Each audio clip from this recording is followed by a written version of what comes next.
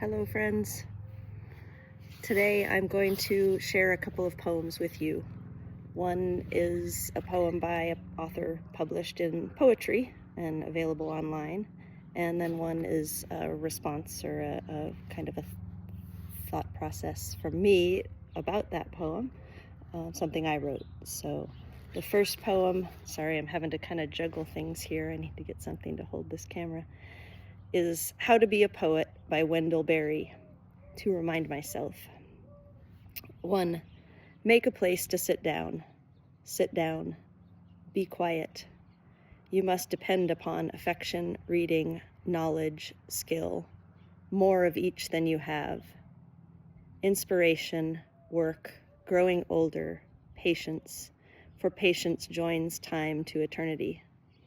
Any readers who like your poems doubt their judgment.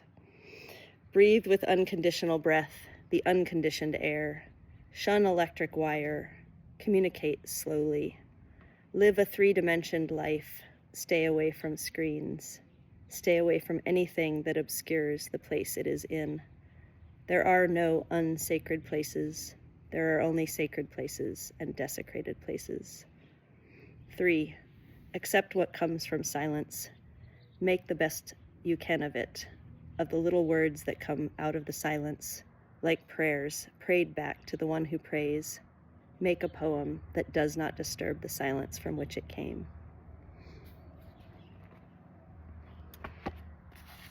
And then the prompt from that poem, silence. Sit with silence and question what is coming up. What does the deep wisdom of your body have to say?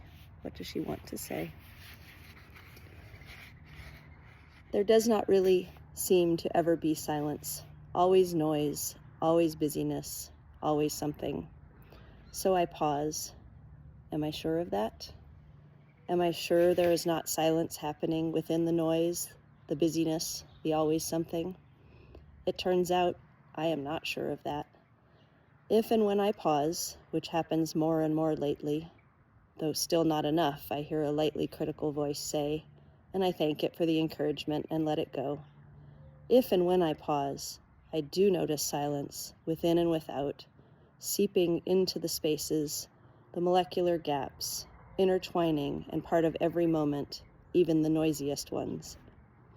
My nervous system prefers calm, not silent but quiet, and familiar, comfortable, expected. My nervous system has been gifted the opportunity to find calm and quiet in the most chaotic and noisy of times and places. Silence at a raucous hockey game in Las Vegas. Silence outside a club in the wee hours of New Year's Day while the music blares and my system reels from a joyous night of drinking and dancing. Silence in the trauma of relationships that give strange soul gifts as they tear apart a psyche and a body. Silence when the heart cries out from the unfairness and destruction that falls all around. Silence in the interlude between thoughts, feelings, hopes, fears, and dreams. What does it mean to find silence in the tingling of body parts that never used to feel? My mind wants to find a way to use silence and tingling and creativity and poetry to make something happen in the world. My heart knows better. She knows that to feel the ache between my breasts, deep in my chest, and to let that ache expand, to fill all of space, is to feel silence in my body, and to allow space in my mind, and to open space in my life for the noise and the silence to live there together in peace.